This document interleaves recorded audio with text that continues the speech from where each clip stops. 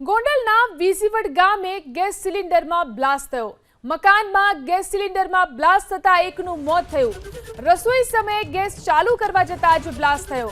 Cylinder leakage હોવાને કારણે આ બ્લાસ્ટ થયાની આશંકા છે। ઈજાગ્રસ્ત મહિલાનું સારવાર દરમિયાન મોત થયું છે।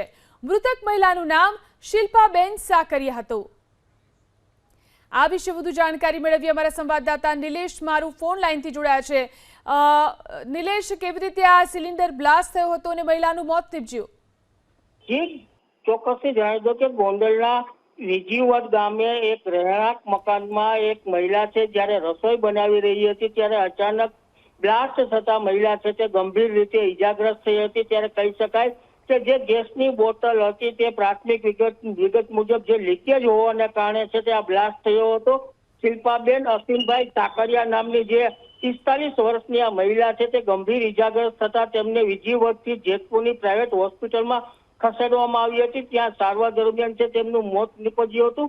ત્યારે મૃતકના મૃતદેહને જેતપુર પીએમ અર્થે જેતપુર સરકારી હોસ્પિટલે હાલ ખસેડવામાં આવી છે અને જેતપુર પોલીસ હોસ્પિટલ પહોંચીને સમગ્ર બાબતે તપાસ હાથ ધરી રહી છે। જી આભાર તમામ જાણકારી આપવા માટે।